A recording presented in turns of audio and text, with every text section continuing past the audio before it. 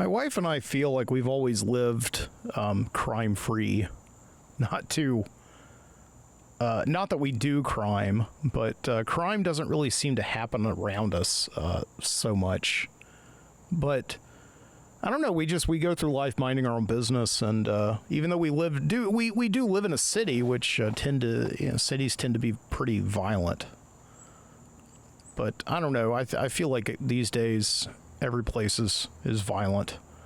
Sometimes the country more so than the city. I don't know. I just think if you go looking for violence maybe finds you, or if you do certain things, make certain decisions, it comes back on you, I suppose. But I've just never really felt the inclination to violence, and maybe that's for that reason.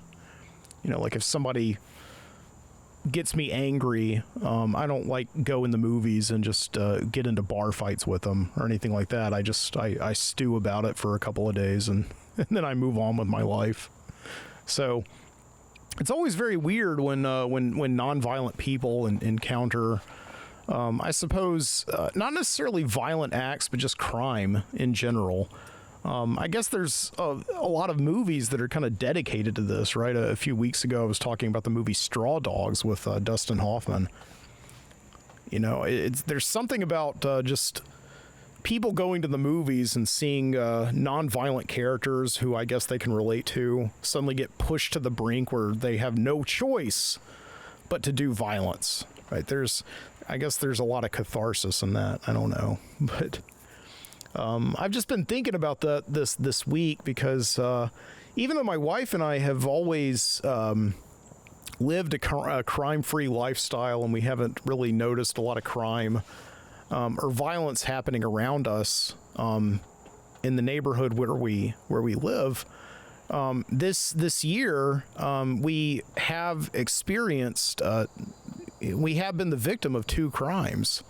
It was only one crime until Tuesday morning. We were the victim of another one. The first crime that we were the victim of was back in February. I had COVID for a week, and I was laid up in my house. And the day that I came out, I was ready to go to work, and I was about to get on my motorcycle, and I came outside, and my motorcycle was gone. Right, somebody had stolen the motorcycle that I had bought and really enjoyed quite a bit to get back and forth to school on, to go and teach and all that. Somebody had stolen my motorcycle, and I called the police, and the police came, and I filed a report with them and asked them, what are the chances? I suppose that a lot of motorcycles get stolen. This thing's probably off in some chop shop in Georgia right now, right? And he's like, oh, no, we catch these things all the time. It's like, all right. So I never heard from him again or anybody else. It's like, yeah, the motorcycle was gone. There's no doubt about that. And ended up filing a report, obviously, with my insurance. And somehow I made out of that with a profit. I don't know how that happened.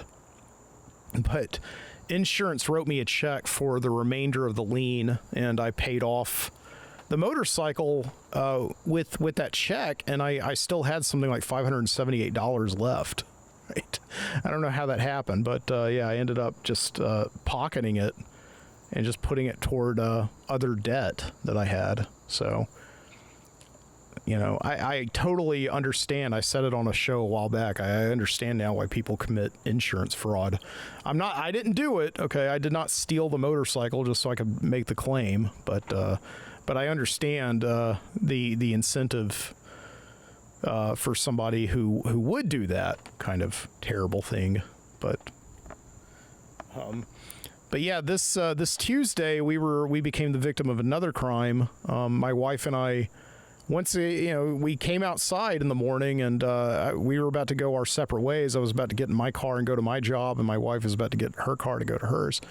And she noticed that she had forgotten to lock the car the night before. And when she opened the car door, there was just stuff strewn all about. The glove compartment was open. It was just a mess in there. So And she went through it, and yeah, sure enough, fortunately, nothing really valuable was stolen. There were things that had sentimental value, of course. As you know, a lot of stuff. One of the reasons why people don't clean out their car very, very often is that sentimental value, right? Like, oh man, that McDonald's bag has sentimental value, right? I don't know, but my wife is generally very clean, but she did have a glove compartment that was full of some sentimental stuff. She had a few years ago. Her cat, who has now passed away, Dobby, had to go to the vet and have a tooth extracted that was like decaying. So they had given my wife this tooth, and she put it in this pill bottle. And whatever. I mean, you say what you will. It had sentimental value to my wife because it was kind of a comical, but also very tragic situation to just like take your cat in. And when Dobby came home, he was all snaggle-toothed and everything. But it was one of those things that Jessica had to remember Dobby by. And so I assumed that the people who broke into her car, well, I shouldn't say break into her car because the door was unfortunately unlocked. And I wouldn't ask you to reserve judgment on Jessica, right? Because, I mean, we've all done that before, left our cars unlocked. Just happens, right? You have a lot of stuff on your plate and you just forget to do it, right? And, so they had stolen that. I guess they were probably junkies. I don't know, people who just see a pill bottle and it's like gold. And they're in a hurry, so they don't even check to see that it doesn't have any pills in it. They just take it anyway. My wife also had a big manila envelope that was full of greeting cards, right? Like birthday cards and Valentine's Day cards and things like that. And I guess they took this because they assumed that, some of them may have still had money in them or whatever, but none of them did, of course. And the last thing that they took was my wife had one of those zip-up pouches that was full of keys. And my wife does dog sit, and she works for a dog sitting agency. And fortunately, a lot of the keys in there are now defunct, that clients that she no longer goes to. But and my wife normally brings that pouch in, and I know what you're saying, like, oh my gosh, that's terrifying. But none of the keys had any names on them except maybe some pet names, right? So the thieves saw, right, like Boingo or whatever. Or the Rex or whatever on the lanyard that was on the key. It didn't have any addresses on it or anything like that. None of the keys did. So it was just a bunch of blank keys that they stole for some reason. And again, I guess maybe they were in a hurry or they were drugged out or something like that. They just took this big pouch that was jingling, and maybe they thought there were like coins in there or something, like gold coins. I don't know.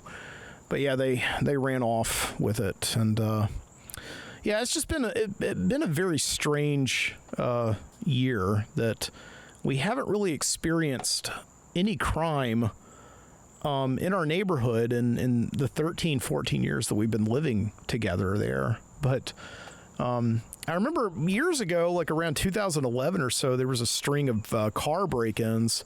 People would just shatter the windows and reach in and just like steal, coins and I guess whatever valuable objects were in there. And that happened on our street for a very brief time. It never affected me and Jessica, so maybe we're just kind of getting our comeuppance now, or the universe is just measuring things out. I don't know.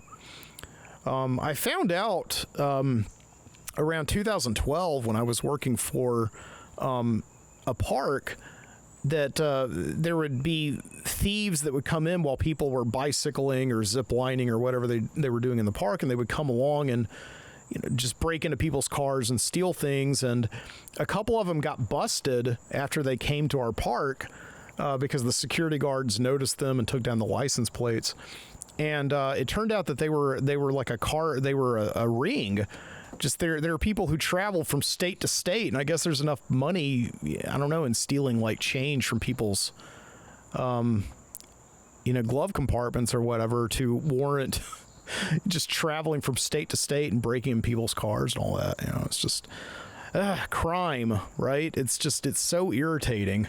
Why does it exist, right? It's just this sick feeling like they stole my motorcycle, so it's not like I feel that violated, because every time I would get on the motorcycle, I now feel like, oh, somebody else that wasn't me.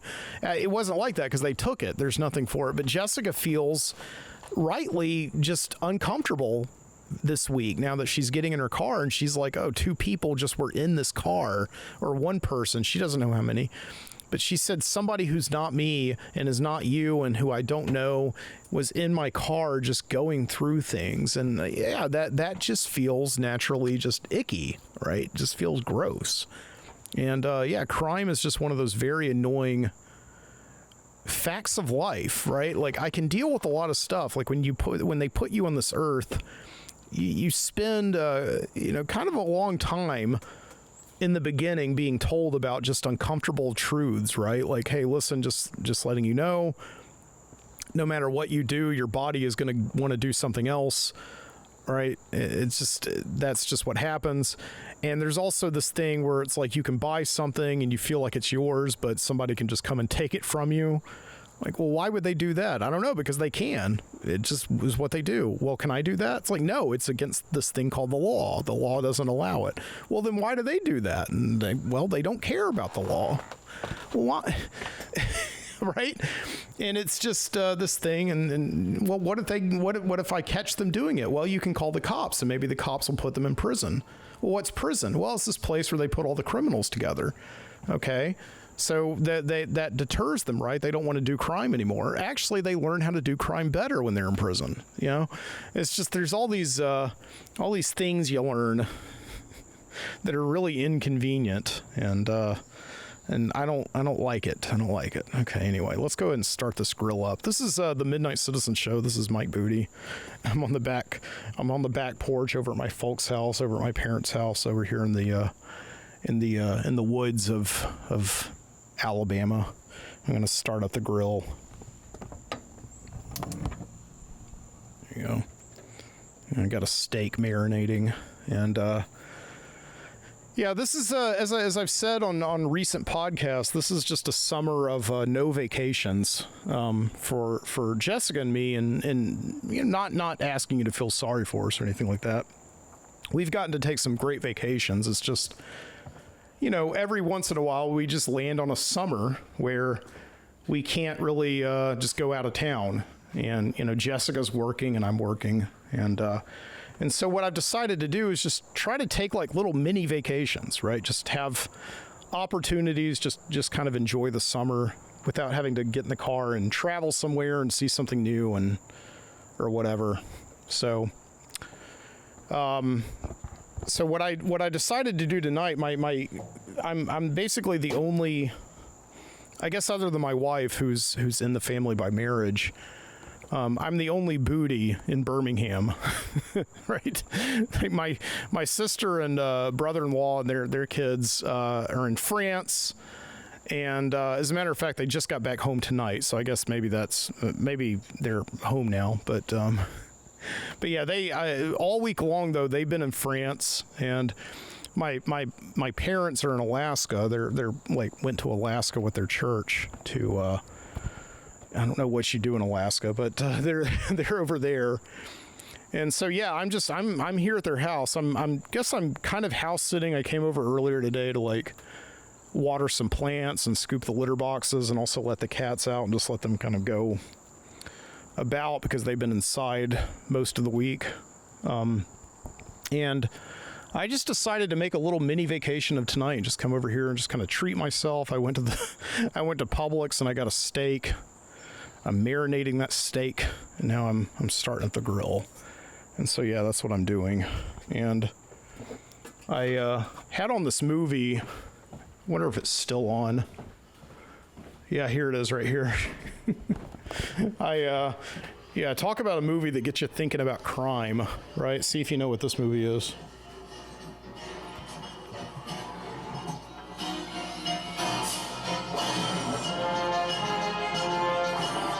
You know, from that music.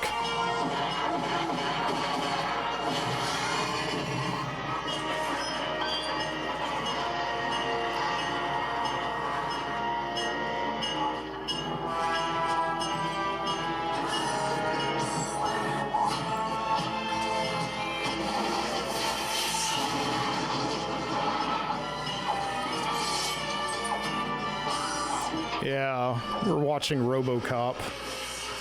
Just had on RoboCop because after being a victim of a crime, you know, you want to watch a movie that just, I don't know. RoboCop is one of those movies that it's like a sci-fi action movie that is really, really scary. This movie just, I think I just have memories of it as being a kid. And watching it and just being truly mortified by not Ed 209. Ed 209 is kind of fun. He's like looks like a kind of a microphone for a head, and he's kind of funny the way he can't like walk up or down stairs. Who scares me in this movie half to death is Clarence Boddicker, played by Kurtwood Smith. Right? Yeah, Kurtwood Smith, who usually is just a character actor who it kind of comes into movies and he doesn't he's not really ever good or bad. He's just a presence. And in this movie, you know, he was the dad in like that 70s show and all that. And he just, I don't know, he's just not really a character of good or bad note in any other movies, but in RoboCop, I don't know, I think it's the glasses. He's just the scariest crime boss ever. You know, this guy who just takes pleasure in torturing and tormenting Murphy, the cop, before he just finally shoots him in the head. Yeah, I have to rewind a little bit. I'm going to go to this scene because, yeah. Now, this is the funny, I'll tell you in a minute. Like, when I was a kid, I saw RoboCop probably way too young. I think like I was probably about 10 years too young to see RoboCop. But my mom rented it for me anyway. And yeah, here's Clarence Boddicker talking to like, if you're not familiar with RoboCop, it's a 1988 film directed by, I think, Paul Verhoeven, where Alex Murphy is this do-gooder Boy Scout cop who's on the streets patrolling a very violent city, very violent Detroit, right? And he follows this crime boss and his crew to their hangout after a botched robbery. So the criminals are really, really pissed off. And they're primarily pissed off at the cops for thwarting them. So naturally, they see a cop, Alex Murphy. They catch him, and what do they want to do to him? They want to get revenge, right, for the cops thwarting their robbery. So yeah, this is that scene right here. It's just, yeah, Clarence Boddicker, played by Kurtwood Smith. Where's your partner? Where's your partner? Well, guys, the other one was upstairs. She was sweet. I took her out. I bet that really pisses you off.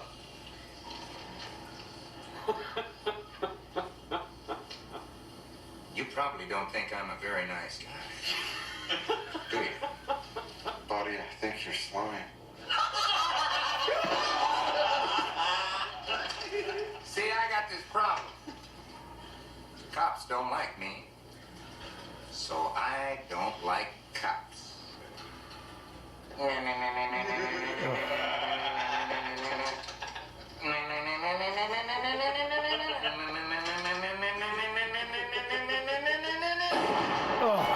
God. And yeah, he shoots his hand off, and that's the first shot of many that come in this scene. And yeah, Clarence Boddicker, I think, like I said, I think it's the glasses, I think it's the receding hairline. You know, he just looks like a nerd. He looks like a 7th grade science teacher, but he's just doing these terrible things and torturing and tormenting. He's just a sadist, and he's got this group of just giggling thugs who are encouraging him. One of them, by the way, is Ray Wise, you know, a couple of years before he played Leland Palmer on Twin Peaks, right? But yeah, I was way too young to see this movie. And so I think even when I watch it today, more than any other movie, this movie just makes me really horrified,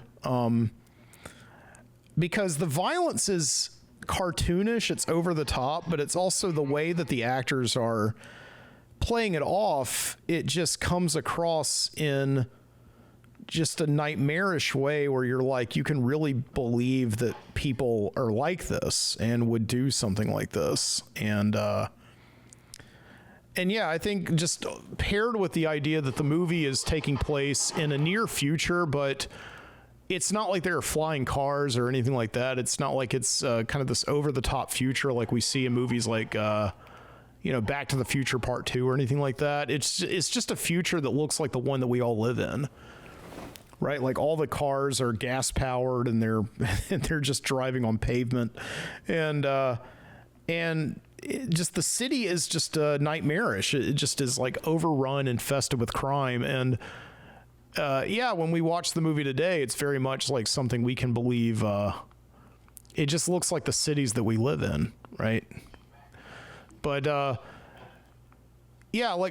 what's funny is the reason that I saw this when I was a little kid, even though my parents were incredibly protective of some of the stuff that I watched. Of course, I still tried to watch as much violent stuff as I could because, right, it was, we had HBO and it was, my parents went to bed early, but is that this clerk at the video store told my mom that it was rated PG-13. I think maybe he genuinely thought it was not an R-rated movie. And of course, as we now know, RoboCop, in its least violent form, is the R-rated version that came out in theaters and later on videotape. But of course, it is an ultra-violent movie that the most popular cut is the unrated cut. And yeah, I just remember this video clerk. I was probably 9 years old, I suppose, and the video clerk was summoned by my mom, and she said, like, what is this movie RoboCop? My son likes this. He always talks about wanting to see it. What is it rated? And he's like, oh, it's PG-13. And she's like, oh, I don't know. That sounds awfully violent. And he's like, oh, I mean, it's got some scary, violence in it, but it's always funny though.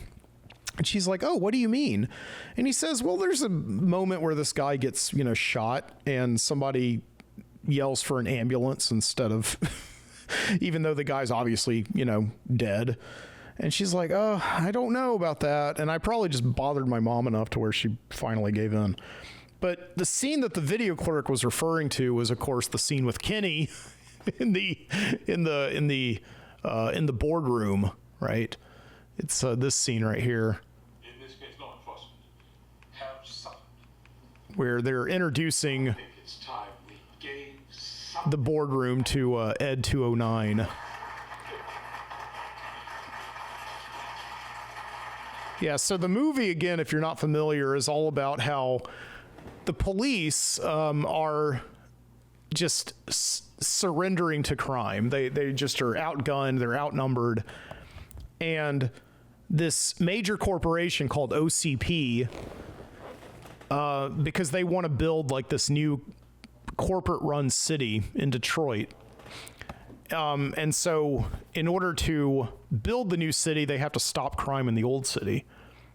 So OCP takes over the police department. It's like a corporate-run police department. And they get this guy, Dick, played by Ronnie Cox. He's the I guess the CEO. They get him to build this Ed 209, this RoboCop, right? This gigantic, bulky monstrosity with guns for hands and all that. And so this is him unveiling Ed 209 in one of the funniest and most horrific scenes in movie history. I just love it.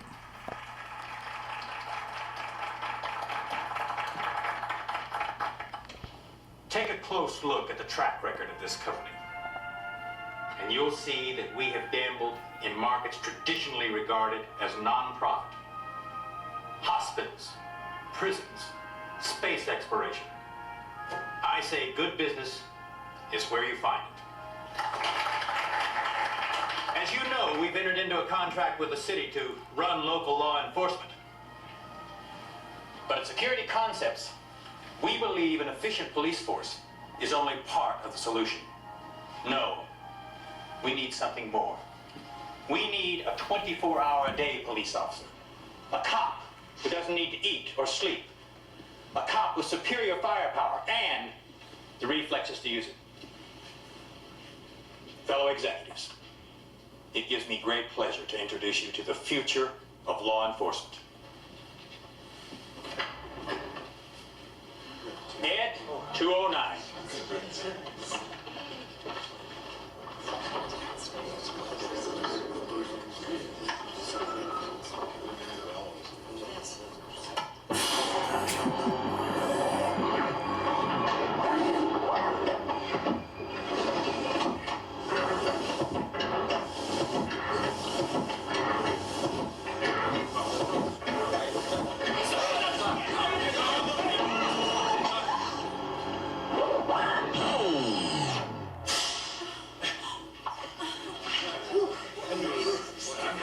The enforcement drawer. It's just like this great Stan Winston work, just stop motion at its finest. And yeah, it's like old fashioned now. I could see how kids are like, oh, that's a process shot. Like they would know what a process shot would be. But yeah, it's just Ed 209, clearly just a very small puppet, right? That they're putting against just forced perspective, foregrounding. But it's just an incredibly good effect. It's like everything works here. It's the music, the way the music starts up, the sound effects, and of course the Stan Winston stop motion effects too. Series 209 is a self-sufficient law enforcement robot. 209 is currently programmed for urban pacification, but that is only the beginning. After a successful tour of duty in old Detroit, we can expect 209 to become the hot military product for the next decade. Dr. McNamara. We'll need an arrest subject. Mr. Kenny. Yes, sir. Oh, don't do it. Don't do it, Kenny. Yes, No, sir. this poor He's bastard. going to help us simulate a typical arrest and disarming procedure. Mr. Kenny, use your gun in a threatening manner. Pointed at Ed 209. Yes, sir. I love that Ed 209 doesn't flinch at all when Kenny holds the gun to somebody else, like would actually happen in the real world or in old Detroit. Like Ed 209 doesn't care if you're aiming the gun at anybody else. It just cares if you're aiming it at him. So, God, Kenny, you poor bastard. Please put down your weapon. You have 20 seconds to comply. I think you'd better do what he says, Mr. Kenny.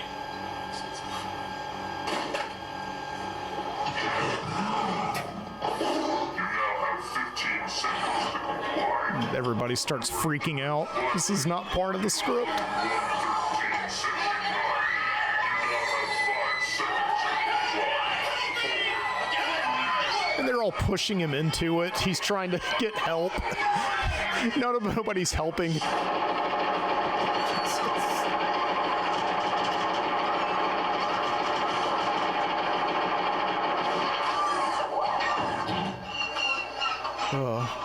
And yeah, this is the R-rated version. The unrated version has about 15 more seconds of Kenny just being eviscerated. Oh, and that was the scene. Somebody want to call a paramedic? Yeah. That was the scene that the video clerk said was like, oh, your kid will love that. It's so funny. And my mom bought into it. So yeah, I remember taking RoboCop home thinking it was a PG-rated movie. And yeah, naturally being, I think it was probably more horrified by RoboCop than anything else that I saw as a child. But oddly very fascinated by it, right? Because that's the thing about crime, is that when we see it in movies, it can be kind of fun and thrilling and exciting. You know, it's that kind of catharsis, that thing in our lizard hindbrain that wants to do something that we know we're not supposed to be doing and then get away with it, right? And so we relate to a lot of criminals. A lot of movies are based around criminals, criminal activity. But when it actually happens to us in real life, you know, it's just not fun. It's annoying. And can be kind of dangerous at the same time. So, right. I don't know. I wonder what would have happened if I had caught these people. We always think about that, right? If I saw somebody like stealing my motorcycle, would I have confronted them on it? I don't know. I mean, you don't want to mess with people who are doing something that they know they shouldn't be doing. So I don't know. So I'm checking on the grill, and yeah, we're about there. Probably about another 5 minutes before we're at a good grilling temperature. So, yeah. Just taking like a mini vacation, just find little times to just sit on the porch and unwind and all that. And that's kind of what I'm doing tonight. And I'm watching RoboCop. So, and yeah, I've got a nice cigar for after, and I've got some bullet bourbon that I'll be having in a minute. You know what? This is vacation. Let me just go ahead and just open this now. Have it now, right?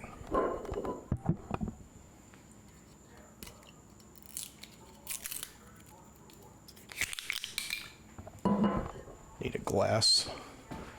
Think about my parents. They don't really have any whiskey glasses. Drink out of this. Got this little mug that I had when I was a kid. I would drink milk out of. It's got these. It's like green happy faces on it. This mug is probably like 40 years old.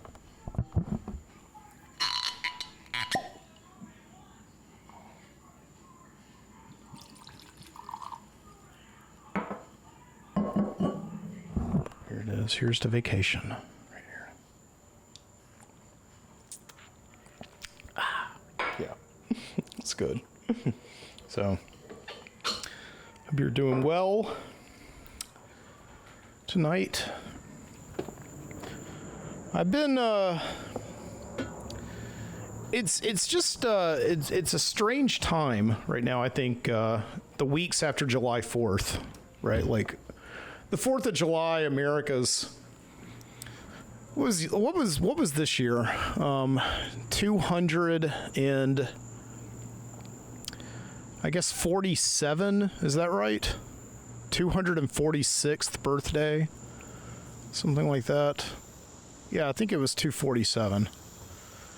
Yeah, it was last week. And so the week after July 4th is always so strange because it's almost like all the major summer events have kind of gone by now. You had your Memorial Day, and then you had like June, which is where everybody does all their big summer stuff, vacation, I guess.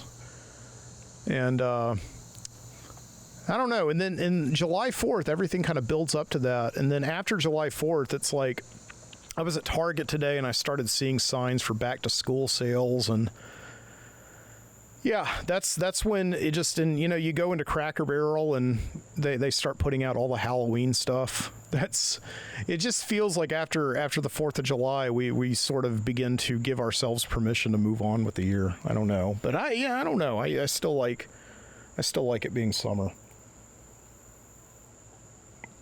Yeah, I said earlier that I was going to a job. It's like my job right now is essentially just delivering food, delivering packages, whatever I can do to just make some money and keep afloat until I start teaching again next month. I got an email today from my boss at the University Writing Center asking me to come back in the fall and tutor students in writing, so I'll get a little bit of extra money from that. So, and yeah, just I've been applying for other jobs, as you may recall, or maybe you don't. I completed my master's degree in English literature back in April, and for the last couple of years before that, I was just completing graduate school full time, and I was teaching freshman composition classes at the university where I was completing my degree. And so all of that's over, right? Like my stipend, my contract position is over now. And even though I'll be staying on with the university as an adjunct tutor and an adjunct professor throughout the fall, after that, like I can continue doing that as long as I want to, as long as they'll have me. But the idea is really to get some kind of a permanent full-time position that actually, gives you health benefits and all that stuff. But I don't know. I mean, it's all up in the air right now. I've been feeling very directionless, I gotta say. I don't know if I've never necessarily been like depressed. Like I don't want to go that far, but it has been feeling a little just like, I don't know, like a little bit directionless lately, in the fact that for the last 2 years, I had a definite destination, right? Getting my second master's degree and teaching while I was doing that.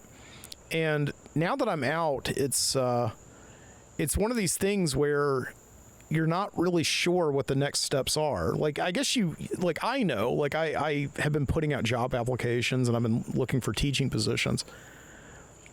But there's also that thing, that feeling that comes with having finished a major task and, done it in good standing, not burning any bridges or anything like that, but just, finishing it well. And then being like, okay, now what? What am I going to do next? What's the next thing, right?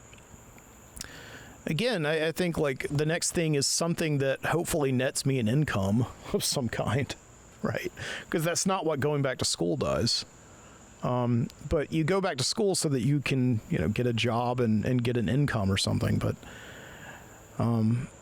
I don't know. I think that the natural thing to do would probably be to apply and go back to teach high school, because that's what I did for 5 years. That's what I have I have a master's in education and a teaching certificate. Reminder to renew that, by the way. So I think that expires this year. But I've got that. And I've got another master's in English literature, so I think I'm well qualified to get a job. Not to say that I'm cocky, like I don't know if I can immediately apply to a job and be hired. There's a lot of factors that go into that, other than just the experience and the credentials you have.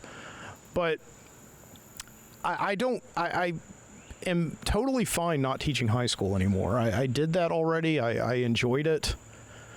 I haven't really missed it all that much, to be honest with you. And not to say that I had a bad experience teaching high school. It just isn't something that I think I want to do for the rest of my life. It's, teaching high school is a grind, and so little of it really has to do with the actual act of your content area, right? There is a lot of politics that go into that, and I don't know. I think like when I was teaching college, even though a lot of people say that college can get way more political than high school, and I'm not deluded, I know that it can. I think any job that you work can be political, but when I was teaching high school composition, college composition, I was so low on the totem pole that none of the politics got to me. And when I went in and did my job, I was just teaching composition, and I was grading papers, and I was working with students. And I just went through an entire year of teaching college that was just teaching. That's all it was. It was the ultimate act of teaching distilled down into its purest form. And there were no administrators that I had to work directly with. Right there was just none of that. And so I think just for now, I am comfortable just continuing to teach college composition, even though I know that's not sustainable, right? There's no benefits that come with that. There's no upward mobility. There's nothing like I'm going to get promoted or anything like that. I may have the chance a little bit further down the line, if a job comes open, to get a full-time position there. That would be great. But, my graduate advisor, when I told this to her, she said, that's always possible, but keep in mind that, generally when somebody gets hired to teach as a full-time professor here, they're either on a tenure track, and or B, they have a PhD. you know, it's just, it's, you know, it's going to be tough, right? So I'm looking for other places where maybe I can do that. Maybe I can teach full time, but I don't know. At the same time, maybe teaching is just not where it goes, right? Maybe teaching is just not where I want to go with what I do next. And I think all this is to say I'm just kind of keeping my options open right now. It's an exciting place to be, but it is, as I said, can be kind of directionless, right?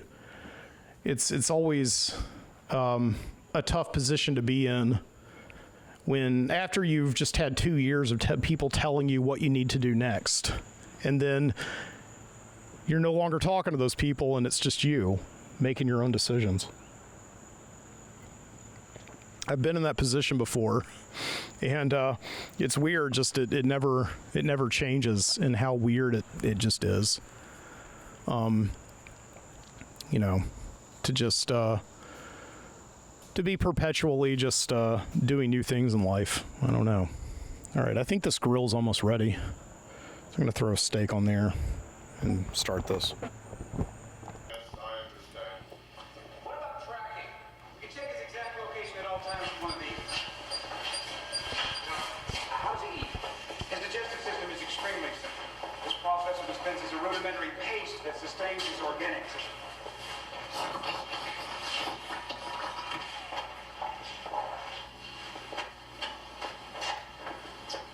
Tastes like baby food. Knock yourself out.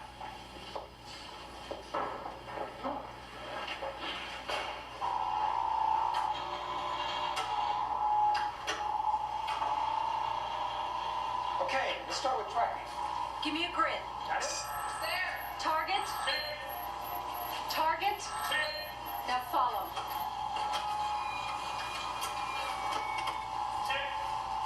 Voice stress analyzer. 1, 2, 3. Record. Now play back. Bring it up 50%. Now play back. Bring it up 50%. Give me a full frame. All right, clear out. What are your prime directives? Serve the public trust, protect the innocent, uphold the law. That's good. It's very good. Training RoboCop. I mentioned earlier how Ray Wise, who played Leland Palmer very famously on Twin Peaks, is in RoboCop. And yeah, of course, Miguel Ferrer is in this also. Remember, he's in Twin Peaks as the FBI agent. Rosenfeld, is it? Right. Yeah, a lot of talent in RoboCop. I guess you really can't forgive me or my mom for thinking that RoboCop was like a for kids. Because yeah, there were like RoboCop cartoons, and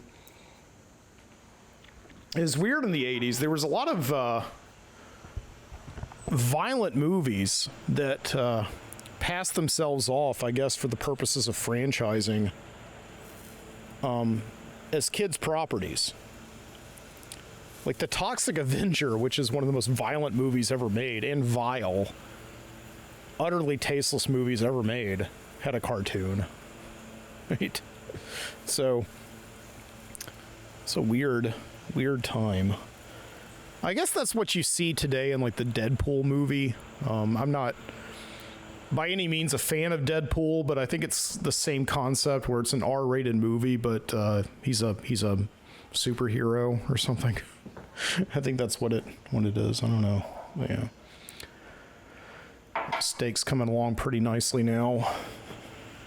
And I've got some Brussels sprouts to go with it. You gotta have a green, right? You need some greens. Yeah. Well, it's pretty juicy. I'm gonna flip this in probably about 5 minutes. Set a timer. So,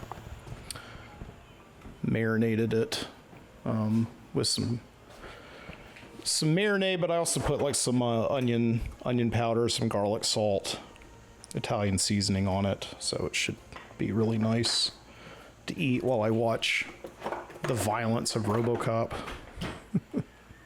There's just something so fun and so simplistic, right, about eating food while you're watching a movie. I don't know. It's just, I'm a little worried because I have a hard time eating at home without having some kind of television on, watching something.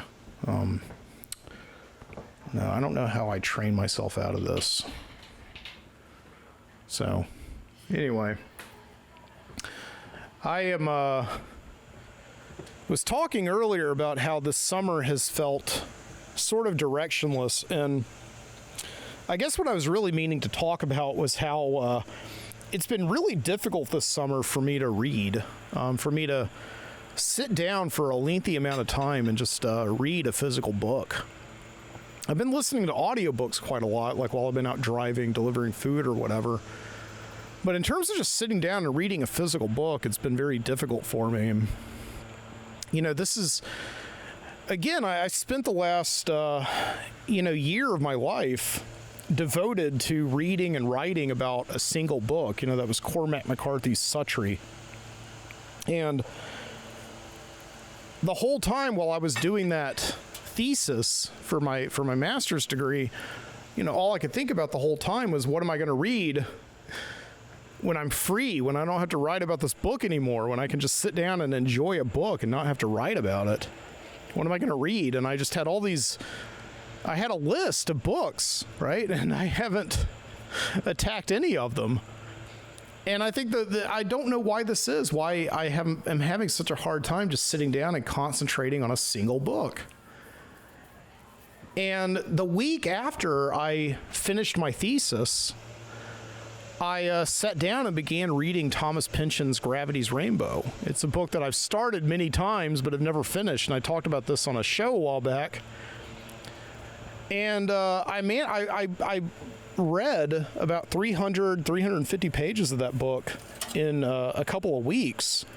I was going through it very quickly, and I was on a good track to finish it. But if you've read Thomas Pynchon, you know how it is. I mean, it's just, he commands all of your attention. It's like a full-time job to read Thomas Pynchon. He's a very wonderful, but also very dense and very serious literary author who, reading one of his books is not just, you don't just read one of his books. You read, entire websites, you read compendiums. It's just, so I was reading Gravity's Rainbow, which is considered by many to be one of the most difficult books of the 20th century. That's what I chose to go into after I just finished reading, right, a very serious book by Cormac McCarthy. So, I'm still reading Gravity's Rainbow. I'm reading it very steadily, but what I did is sometimes you don't want to read, that kind of book. So you go and get something that's easy to read, that you can just sit down and read as if you were watching, like with as little brain power as it takes to watch a television show, right? And so, just a very passive read. So yeah, I went to the bookstore and I got a couple of books. This is about 2 months ago. And I've been reading them very steadily, and just for some reason, for whatever reason, I just can only sit down and read for about 10 minutes at a time. Now, in those 10 minutes, I blow through about 20 or 30 pages. Despite being a very slow reader, if it's just a plot that is very much based on or a book that's very much based on plot, right? Like I've got an Elmore Leonard book. Like I can read Elmore Leonard, who's just a crime writer, but a very good crime writer. Like I can read him very, very fast. But still, if you read 30 pages in about 10 minutes or so, it's only 30 pages, about a 300-page book. So it's just been very difficult for me, and I just don't know why this is. And I think it's because I am used to reading under deadlines, right? Like working on my thesis, I was very much relegated to, reading and writing about it and turning in that writing on deadlines and everything. And so it was very rigidly structured. And now that I'm not doing that anymore, I just, when I sit down to read, I'm like, well, I can do this, or I can listen to a podcast. I can just watch television.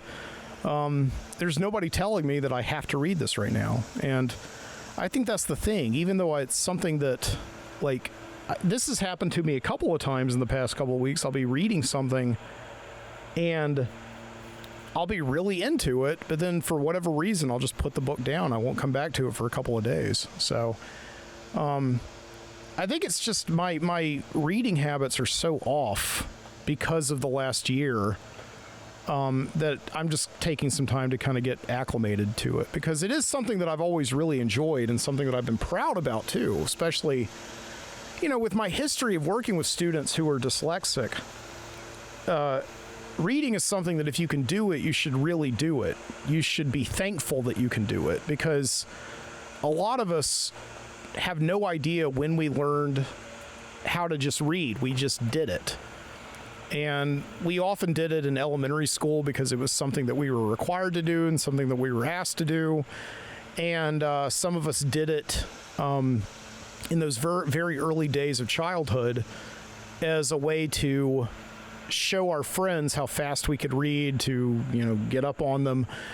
And all of these tricks that I guess teachers used along the way, as well as our parents, you know, they just suddenly taught you how to read. So reading is something that a lot of people can do very effortlessly, but they just choose not to, because, you know, we live in a world where there's so many other things to do. And reading is something that you do. It's like, you know, me deciding to eat when I'm not watching television. You know, reading is something that a lot of people, in order to really do it, have to turn off everything around them and just focus it on the printed page. You know, a lot of people, when they read, can't have music going on. They can't have television because it just distracts them. And so, when they sit down to read, they have to have everything off, and that's very, very difficult for a lot of people. You know, it's like the loudest thing in the world to a lot of people is silence, just complete silence, right? When they just have their own thoughts in their head.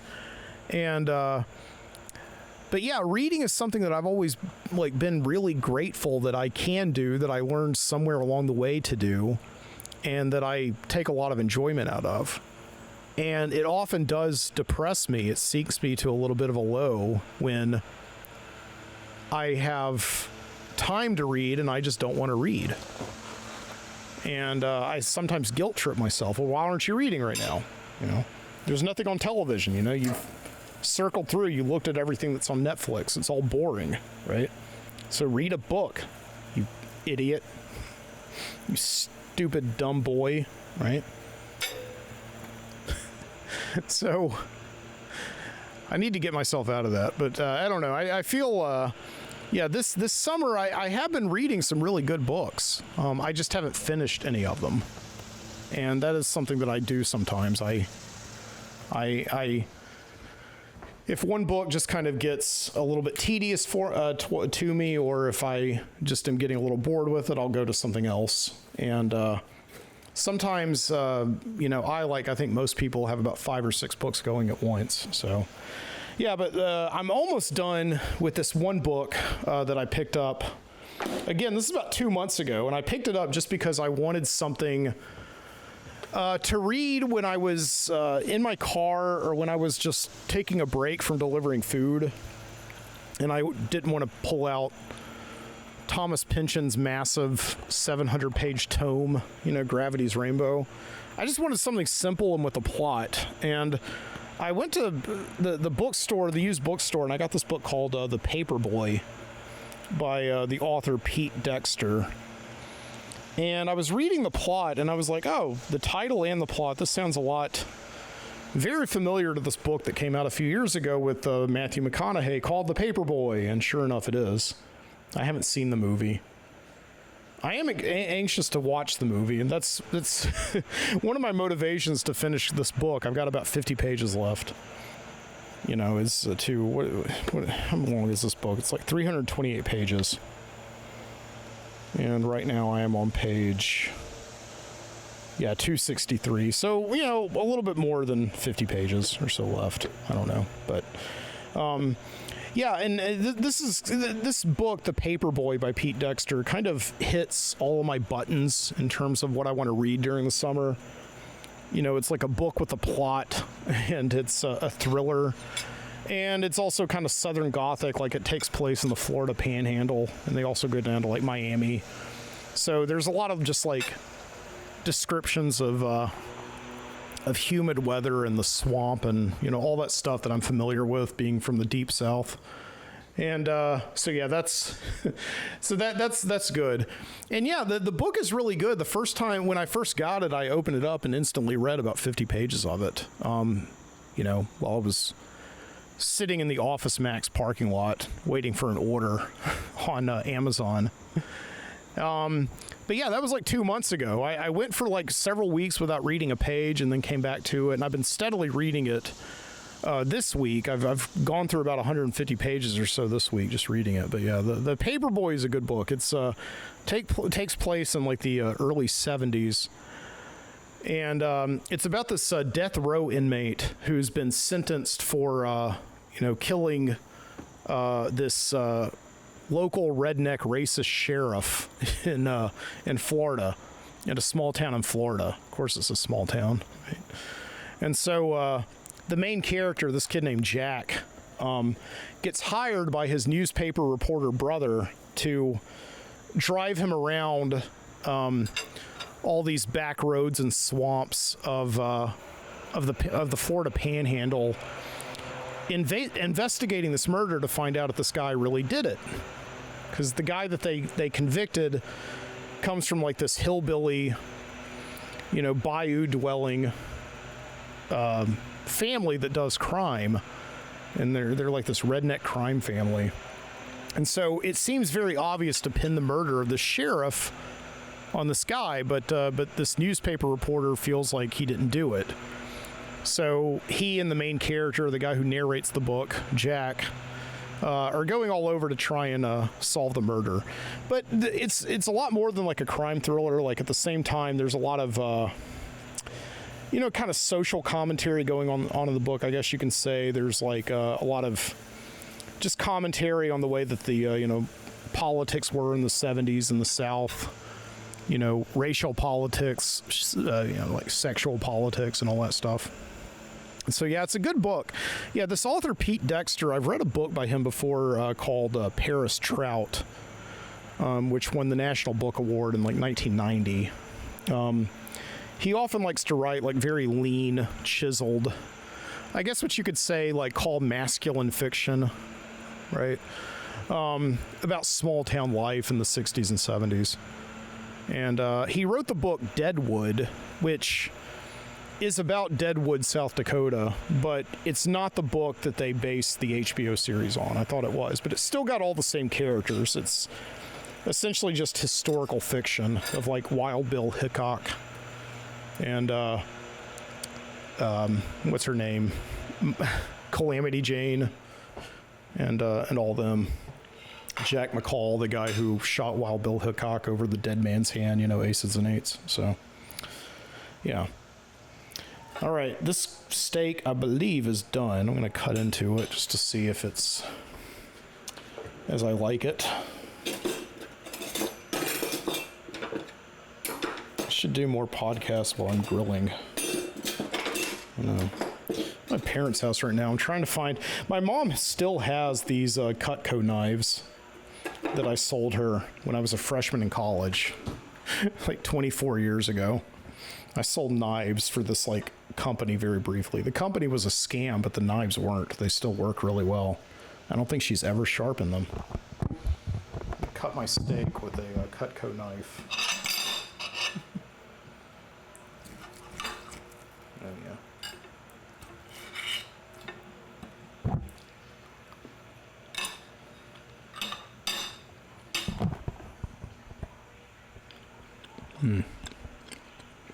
Ignorance is bliss.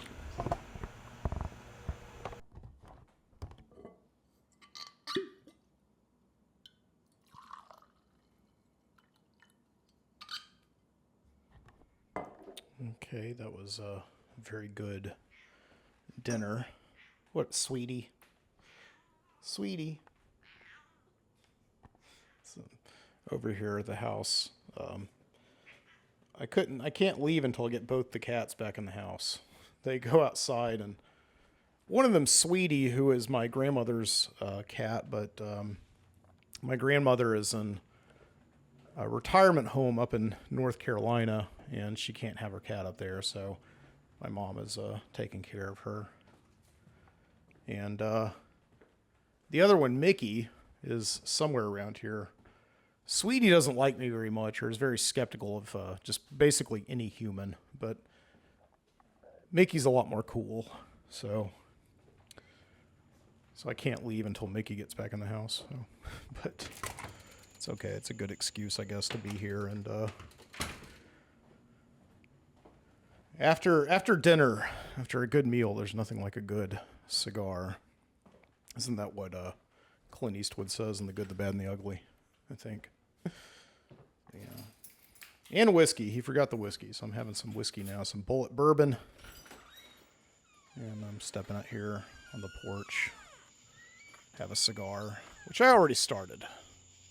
Just taking a break there to pour myself a little bit more. Nice night here in mid-July. It is very humid out tonight. Fortunately, there's a table fan here you can hear. It's keeping me cool. I never even thought about it. I guess maybe I have, but I never thought to look it up. But, you know, when you're watching a fan go, and it's going so fast, and you, as you move yourself from the perimeter of the fan to the inside of it, what do they call that, the radius?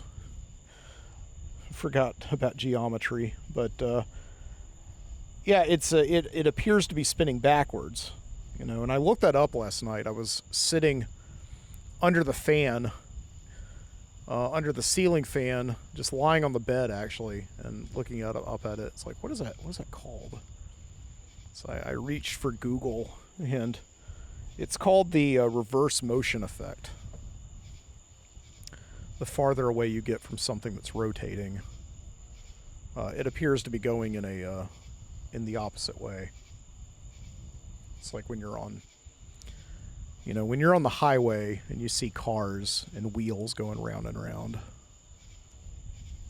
You see, you know, it looks like the hubcaps are spinning the opposite way. So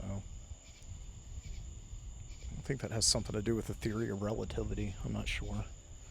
But anyway, so I'm out here, and it was just a few minutes later. I just had my steak dinner with Brussels sprouts.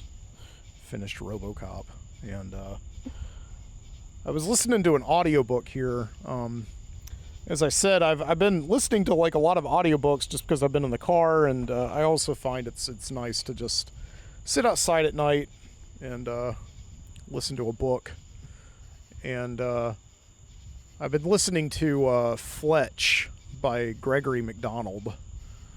You may know Fletch as you know, that Chevy Chase movie from I think it was 1985, and they made another one a few years later called Fletch Lives. The first one was based on the Gregory Macdonald novel, the novel I've been listening to, and the second one wasn't based on one of his other novels. There's many Fletch novels. And I'd recommend the series. I haven't listened to or even read. I remember reading the physical copy of Son of Fletch a few years ago. It's like he's got a son, and he's living in Tennessee, and his son gets involved with a bunch of white supremacists or something. As a lot of heroes in Southern novels, Southern crime novels tend to do. But yeah, I think Fletch Lives from 1989 with Chevy Chase. I think it's not based on another one of the Gregory Macdonald novels, because Fletch is a very hard-boiled kind of character. He's an investigative reporter who has a very, in the books, has a very curt, direct way of speaking. And even though he is kind of a wise ass, sometimes they shaped the novel quite a bit to fit Chevy Chase's personality.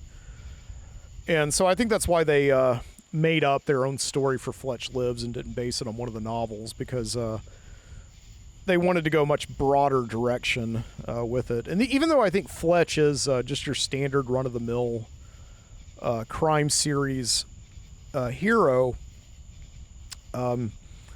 it doesn't really fit Chevy Chase's personality. I think they basically took him and shoehorned him into that first novel, and then they just made up something for the second movie, which is not as good, not nearly as good as the first Fletch movie. I like the first Fletch movie, and it's based pretty closely. This is the first time I've ever read or listened to that first novel, and it's very good. I've actually found myself getting really into it. Like with most audiobooks, since I have such a short attention span for audio, which is kind of ironic because I do a podcast, I know, but whenever I listen to an audiobook, it usually has to be either a fiction book that I've read before and kind of know the story of, or it needs to be like a nonfiction book that tells an interesting true story that I can get into.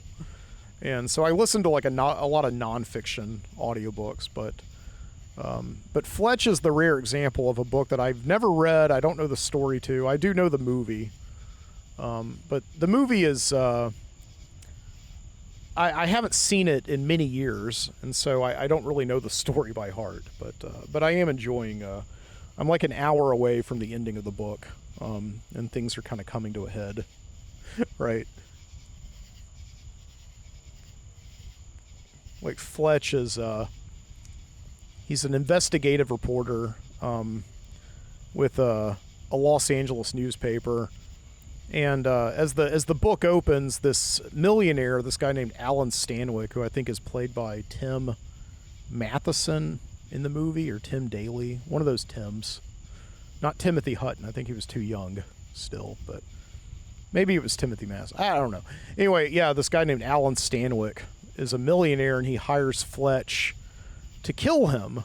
He doesn't know Fletch is a reporter. He thinks he's like a beach bum, like a druggie, because Fletch is on the beach undercover investigating like this narcotics ring.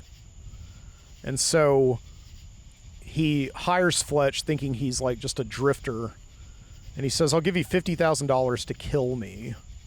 And so Fletch is like, "Why would I kill you?" He says, "I've got cancer, and I've got too much pride to have cancer eat away at me, and if you kill me, then I'll give you $50,000, and my wife will get the insurance money, and everybody will be happy." So the book is all about Fletch investigating why Alan Stanwyck wants somebody to kill him, because he appears healthy, doesn't appear to have cancer. And of course, at the same time, as almost all crime novels are, there's a second case where Fletch is trying to uncover the mystery of who's supplying this drug dealer at the beach, and he suspects it's like the local police chief. So it's a good book. I'm really surprised. I don't normally read a lot of like crime fiction. As I said, I read Elmore Leonard. I think he's kind of the best, but it's not a genre with like a lot of standards, I guess. It's just a lot of it's very kind of predictable, and even though I know that a lot of people just rave like Raymond Chandler and Dashiell Hammett as truly great writers, it at the end of the day is like very pulpy, and it's good summer reading because you want to read it. It's just hard to find a good one, like a really good one. And I'm enjoying Fletch quite a bit. Like, I'm not a book snob, even though I did just write a thesis on like Cormac McCarthy, and I love Thomas Pynchon and all that. I if I'm gonna like spend my time reading a book, as I said, it takes a lot of concentration to sit down and read a book. I just want it to be a good one, and it's very difficult to find a really good crime fiction. So I'm gonna relight my cigar. So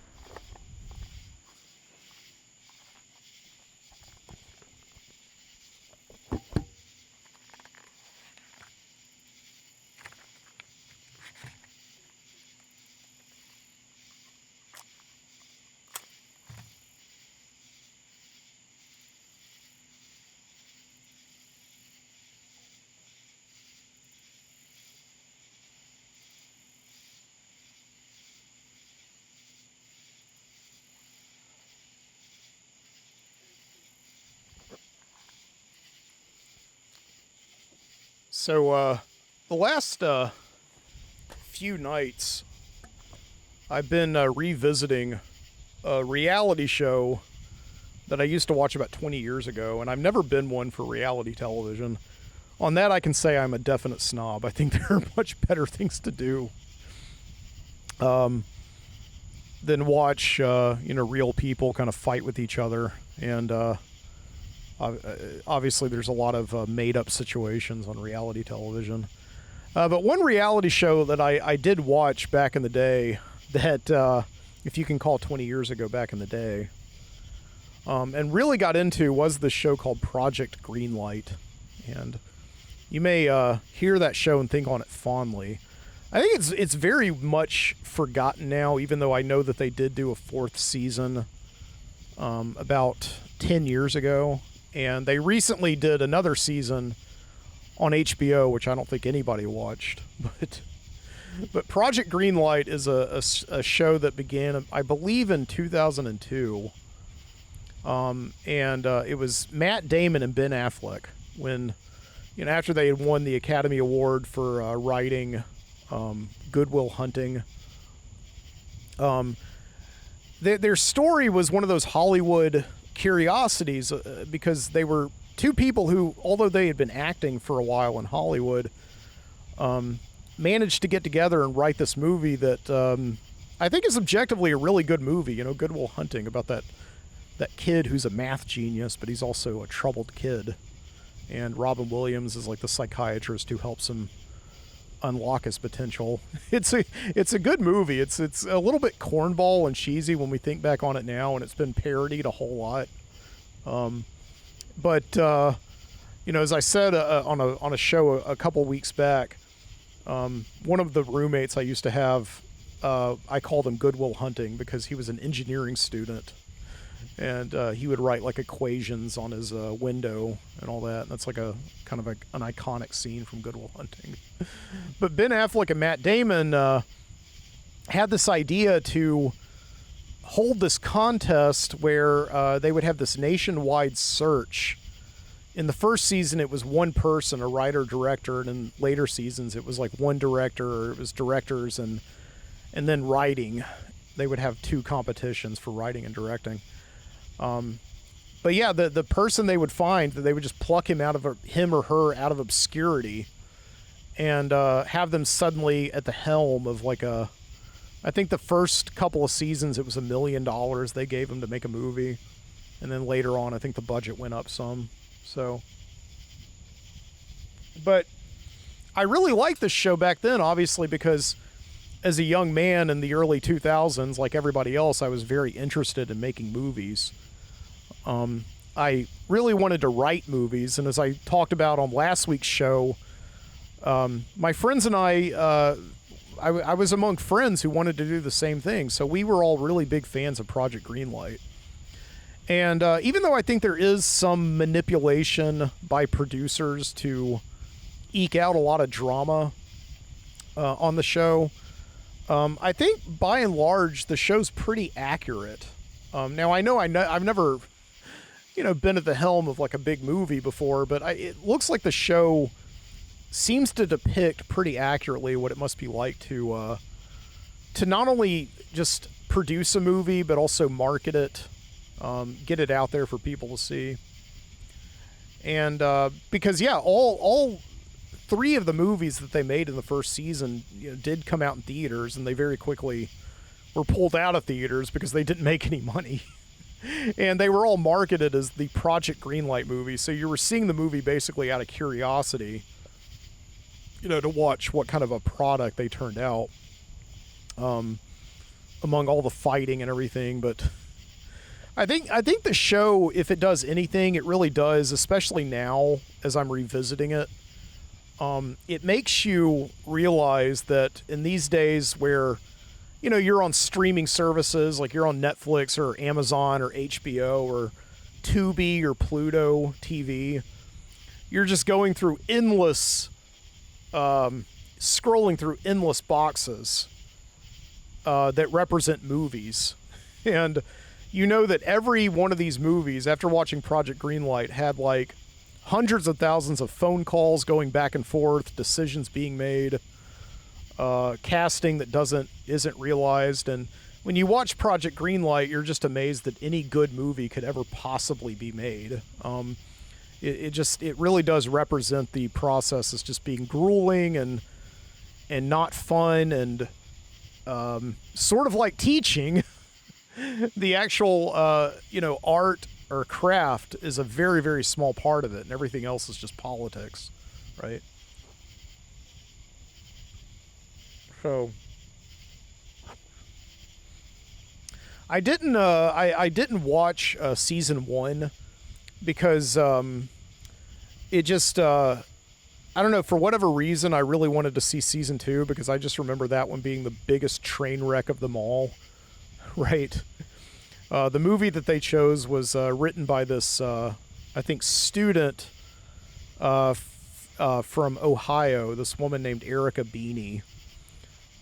She wrote this screenplay called The Battle of Shaker Heights, and that movie is notable, aside from just being a Project Greenlight movie, for kind of being one of the first films of the actor Shia LaBeouf, who I think he's still working today, but it was right before he kind of took off as a very major child star.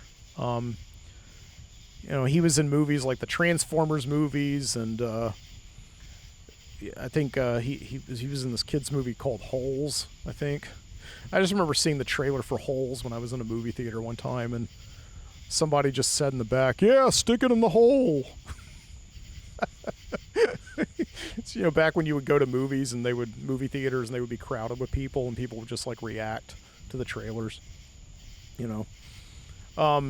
but yeah, season 2 sticks out in my mind as just being a big train wreck, because not that I don't think the movie was particularly bad that they made. It's just the directors they chose were just kind of these dorks who just, instead of focusing on directing the movie, they would just pick fights that weren't necessary. And I remember there was one moment where one of the directors, this guy Ephraim Patel, Erica Beanie was a transplant. She came to LA to like work on the movie, and she didn't have a car, so the production gave her a car to get around in, and Ephraim Patel felt really angry about this, even though he lived in Los Angeles and he had a car to get around in, so he demanded a car. And so he took time, everybody took their time out of the production to get him a car, right? So he ended up getting a Range Rover, which made his directing partner really mad because he didn't get a car. So, but yeah, it's just, it is just a weird reminder that I think season 2 was produced in 2003, and the directors who entered the competition were asked to submit a directing video that showed how good of directors they could be. And the two directors who ended up winning, Ephraim Patel and Kyle Rankin,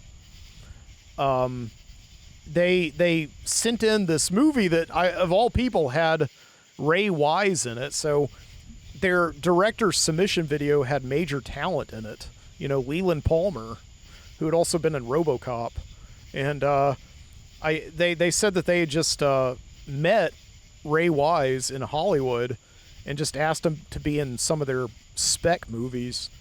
And Ray Wise just loved working with them, so they got him in that movie, in their director submission movie, that they just said, like, pick us, we're directors, But yeah, the submission that they gave had like all these really cheesy After Effects, like After Effects where you could put in people and just do weird video effects with it, all that. It was very foreign, in 2003 to be able to make some of those effects happen, but a couple years later, everybody was doing it. It just became, using After Effects was just something that everybody suddenly did around 2005 or 2006.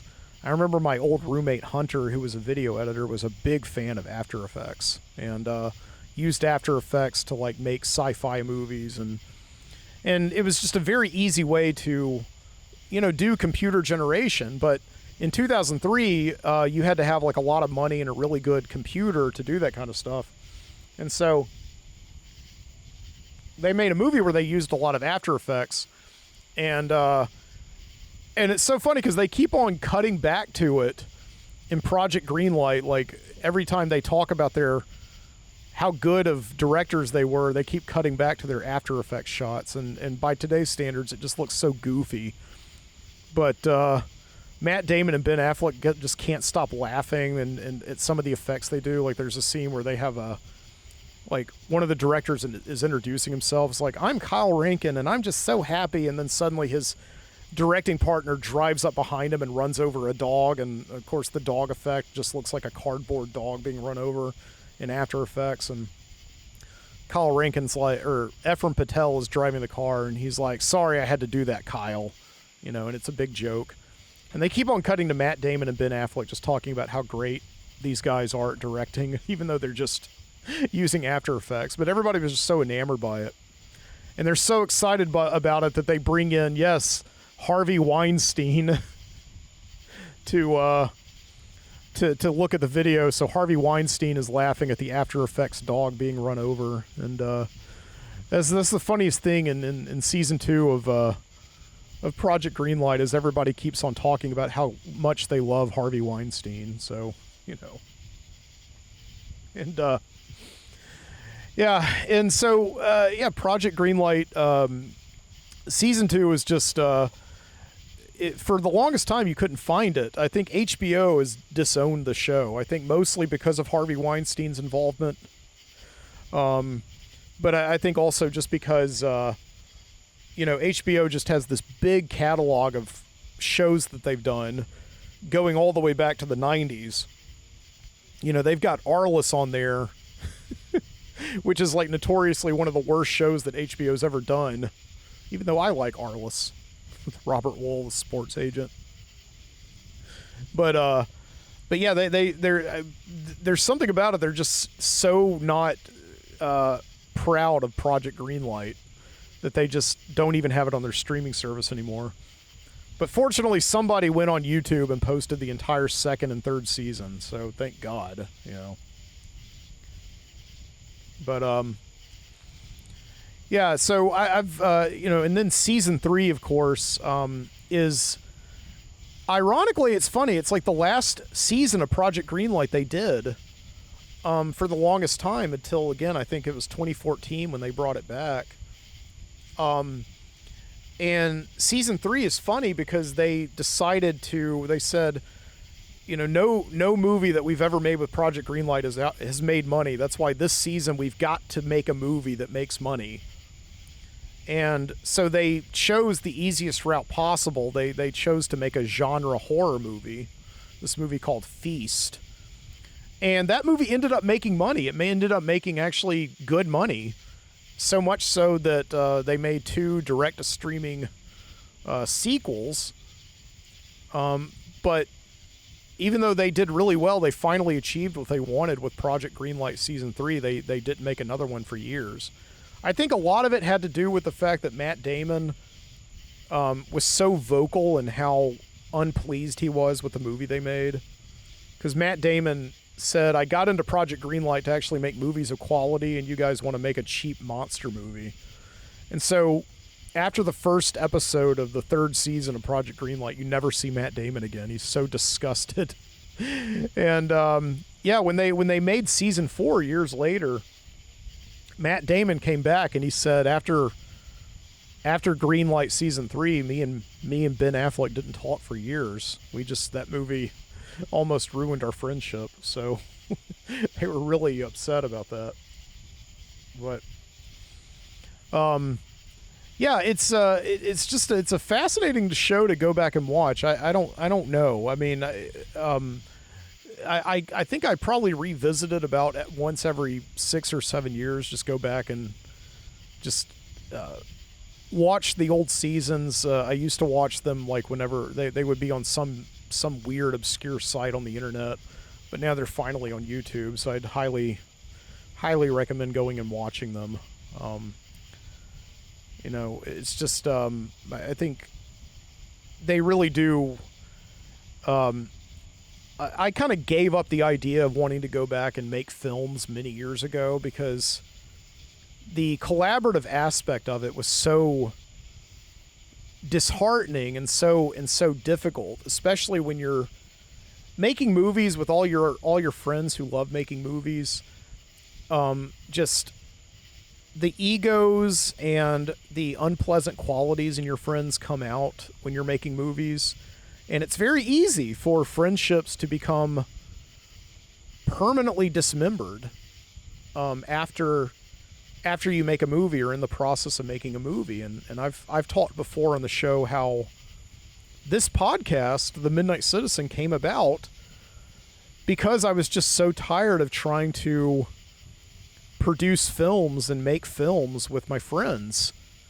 Even though even though I'm still good friends with everybody, I just feel like we had to stop doing that or we weren't going to be friends anymore. Because everybody kind of, has such a great morale going into it, and then as you get into it, decisions get made, and people suddenly realize that their vision is different than your vision. And especially when some people are more committed to it than others.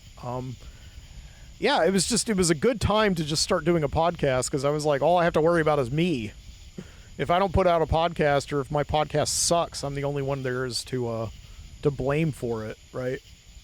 And so, when you watch like Project Greenlight season 3, for instance, it's interesting because they choose this director named John Gulager, whose father is Clu Gulager, kind of a big character actor. He was in The Last Picture Show, the guy who rapes Sybil Shepherd over the pool table in Sam the Lion's Bar, if you ever saw that movie. But John Gulager, who is just this 47-year-old, mumbly, stuttery little guy, you would have...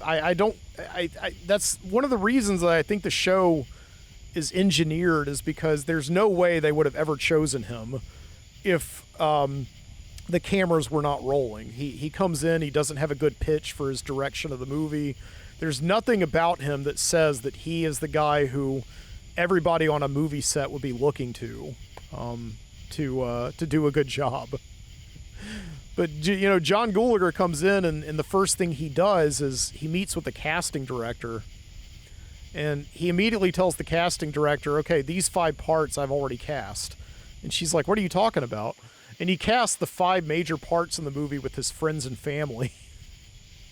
And they said, like, you can't do that. He's like, well, why? And they're like, well, because we're making a movie for a major studio and we can't market the movie based on your girlfriend being the star. So that's a lot of drama in the first few episodes. But he kind of did it opposite. Like, he found a way to make really good movies before he got to Project Greenlight using just his friends and family. So it worked for him, I guess. But, But yeah, then they get into making the movie, and it's just bringing all these people in who are acknowledging the fact that we're working on a game show. We're not making a movie. We're producing a game show. This guy won a contest, this guy John Gulager. So we owe him no respect at all. And so the cards are just kind of stacked against him. That's the one thing about Project Greenlight that's like, this is not an accurate depiction of making a movie. Because all these people are just being forced to work with this guy who won a contest, right? So, but yeah, it's an interesting show. I will say, like, every season they do, except for the 4th and 5th season, where they partner with HBO. Every season they do, they partner with Miramax, because obviously Ben Affleck and Matt Damon were big independent stars. That's how they got Good Will Hunting made, is by going through Miramax and like Harvey and Bob Weinstein. And if you remember the 90s, Miramax was the gold standard of independent film.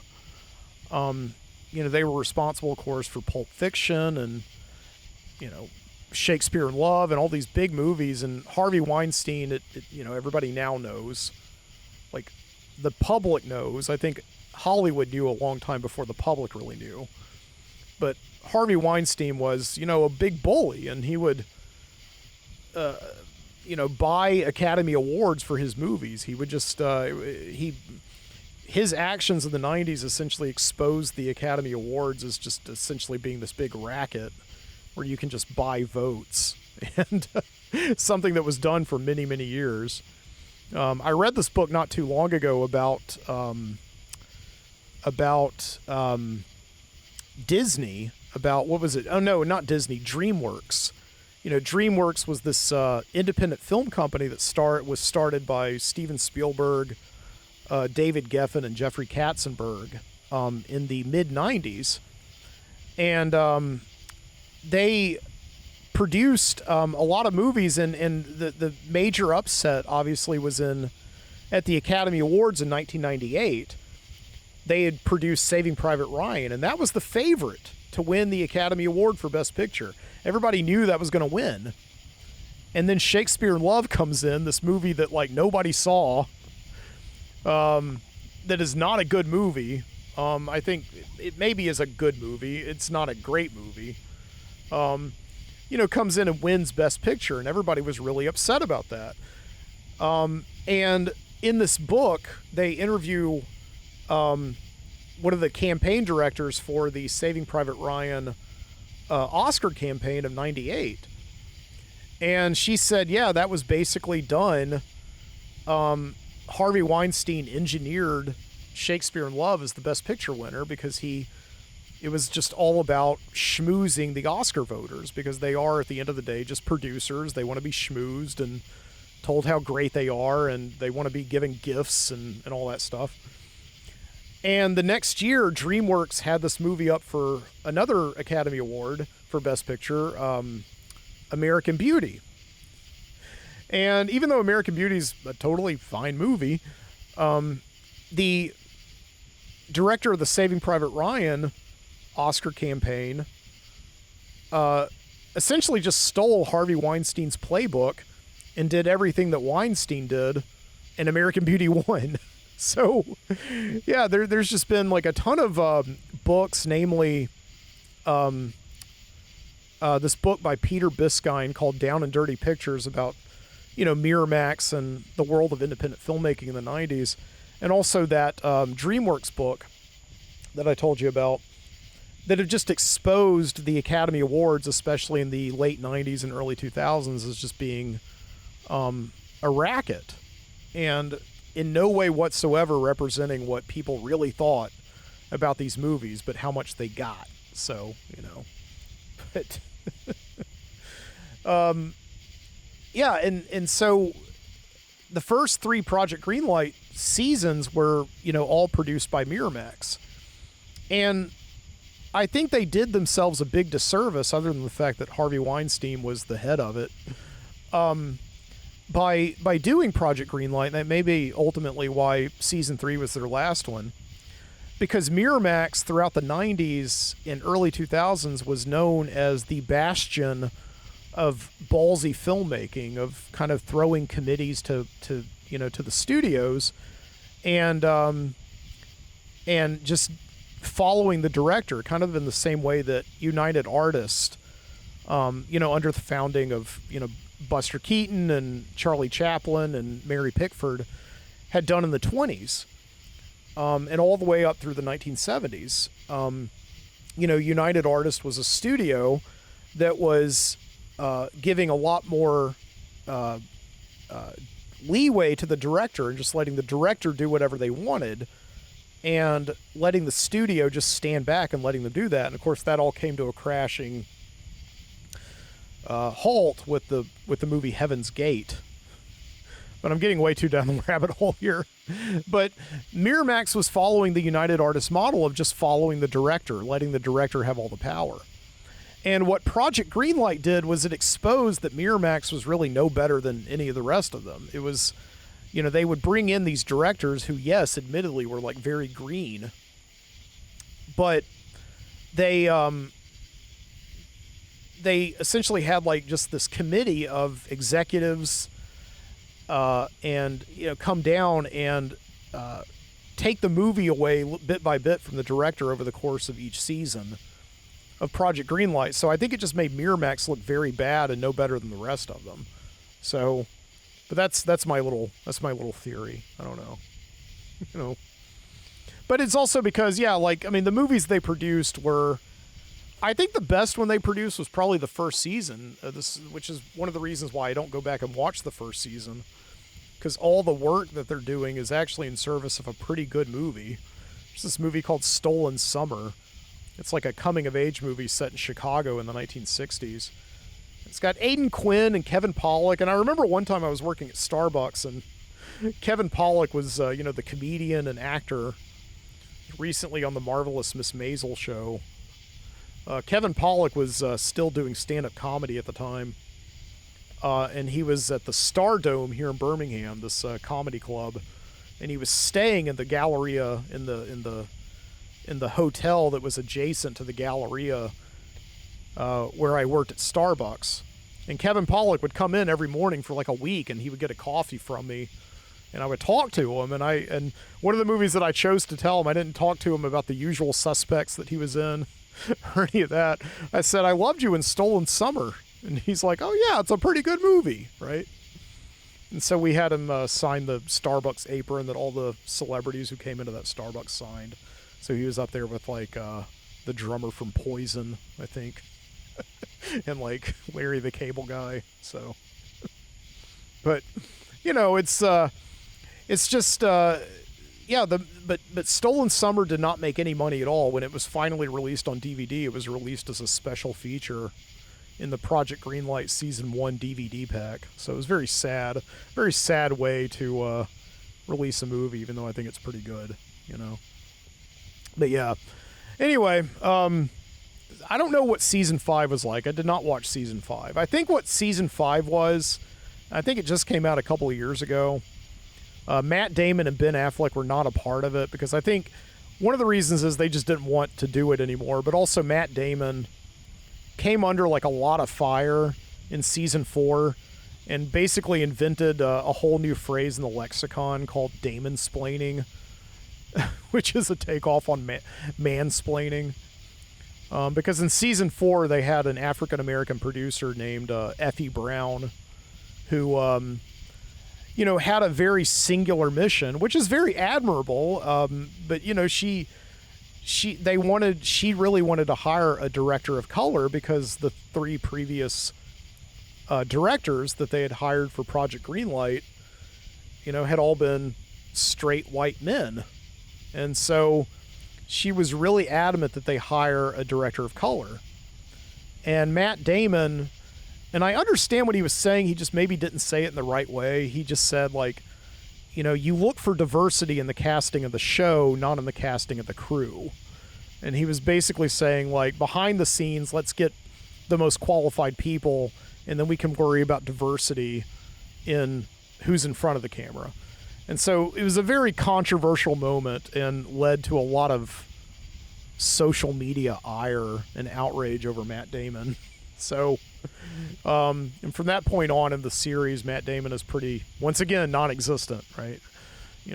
So, but yeah, Season 5, I think, and it is true that when you watch the early seasons of Project Greenlight, it is nothing but like a white sausage party. It's just white men talking to other white men, making decisions about, like, everybody else, and something that just it's indicative of how much culture has changed. It's just something we didn't notice and pay attention to back then, but something that in 2023, which is when the last season came on, I think we were very conscious of. So HBO, I think, overcorrected, and they went into the season saying, like, we don't know what movie we're going to do. We just know that it's going to be directed by a woman of color. So I think that may have turned a lot of people off because nobody who ever watched Project Greenlight, I think, watched it for those reasons. I think they just wanted to see. And, there's also the fact that, it probably backfired on HBO because,